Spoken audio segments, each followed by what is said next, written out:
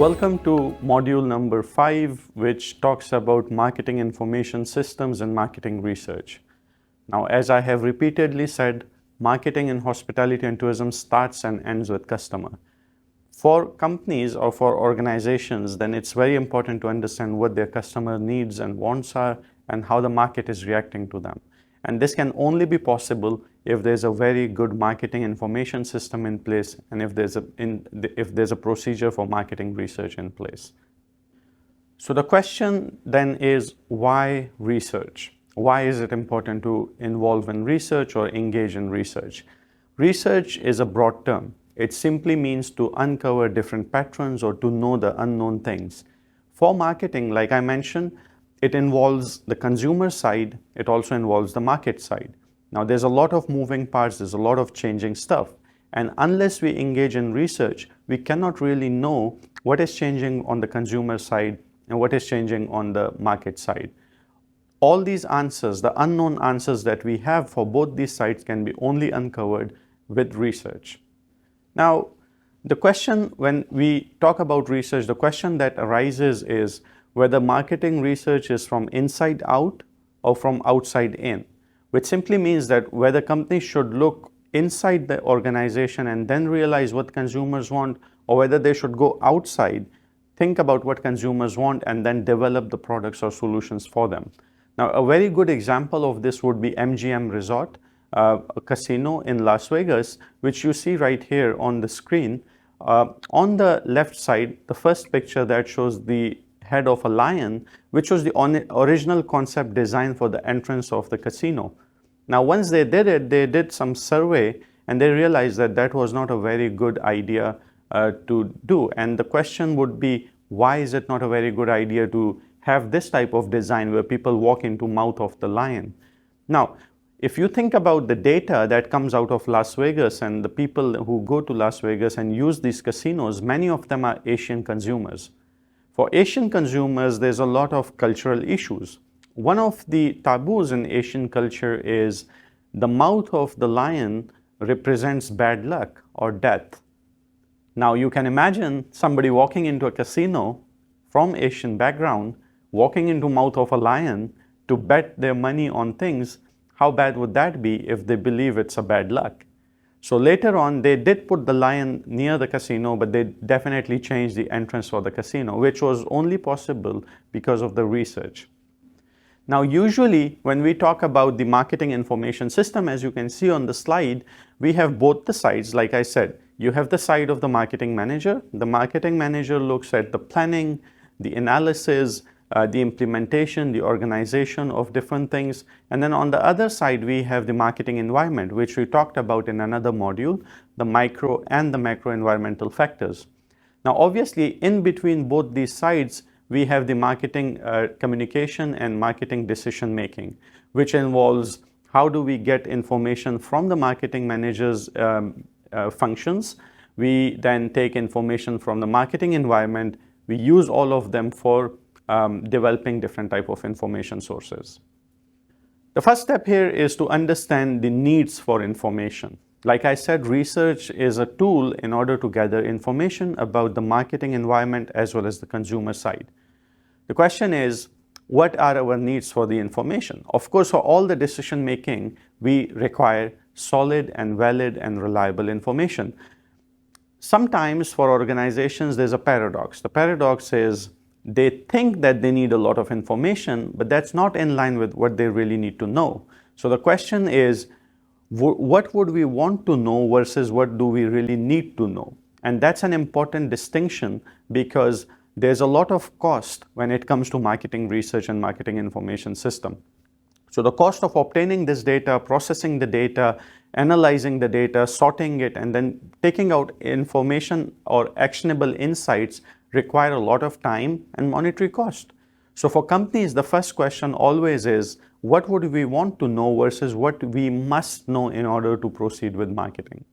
Companies also develop information, internal data or sources for internal data collection. Now, of course, companies do have institutional memory, They are already operating in the market. They already understand what their consumers have historically bought from them, what they have consumed, how they have reacted to different products, what were the micro-environmental factors, what were the macro-environmental factors in historical years.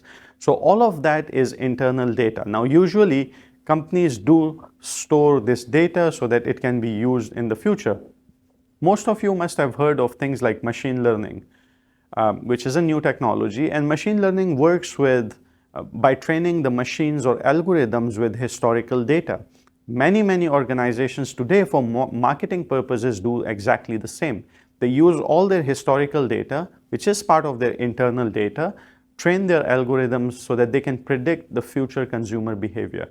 Now, usually, in order to get internal data, there are multiple approaches. You may have heard of some of them. One of them is listening and speaking to your customers. Consistently listening to them and seeing what their feedback is would give you a lot of data to work on. We also have another approach which is called mystery shoppers. It happens a lot in retail sector. It also happens a lot in restaurant industry or hotels, where the company, the board of directors or the owners of the company instill some mystery shoppers to go and see how services are rendered or delivered.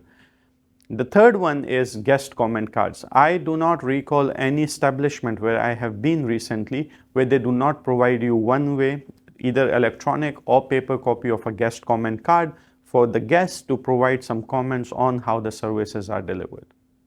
So when it comes to guest comment cards, there's a discussion question that I want you to attempt. In this discussion, you need to understand that there's a lot of pros and cons when it comes to guest comment cards. However, this is the most widely used tool by hospitality and tourism organizations when it comes to capturing consumer data. So I urge you to please take part in the discussion question, provide your insights, and I would love to read them. Now, no marketing research is solid until there is a marketing intelligence plan or system in place. Now, simply marketing intelligence plan means that you capture a lot of data and then you use that to make better decisions. The first step for marketing intelligence is to understand what is happening around us. I've talked in a previous module about marketing environment, the micro and the macro environmental factors. So for marketing intelligence system, we need both internal sources as well as external sources. Internal sources, like I mentioned, are consumer data, market research data from historical years through mystery shopping or listening to your customers or guest comment cards. But then we also have external sources of data, which include information about your competitors, information about the industry in which you're operating, what are the innovations and trends happening around us. So all of this would give you some sort of a complete picture in which you are operating. The next part in this module is to talk about marketing research or information about marketing research. Now, like I mentioned, research is integral for marketing process, but research also helps us to understand what are the opportunities in the market, what is our performance, how we are trying to get hold of these opportunities to even perform better in the market. So all of these things can be done with a solid marketing research plan.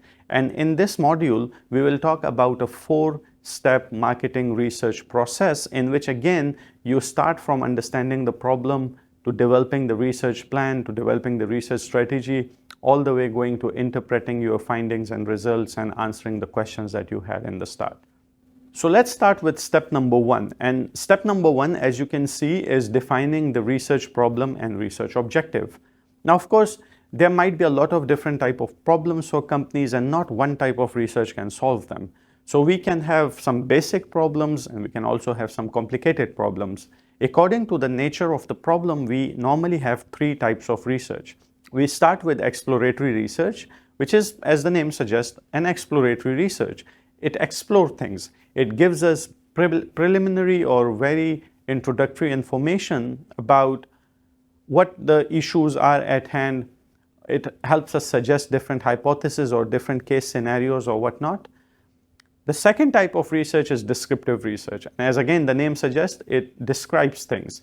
So it helps us understand the size of the market, the composition of the market, what are the demographics of people in the market. So that's what descriptive research is all about. The third one, which is the most important one, is called causal research.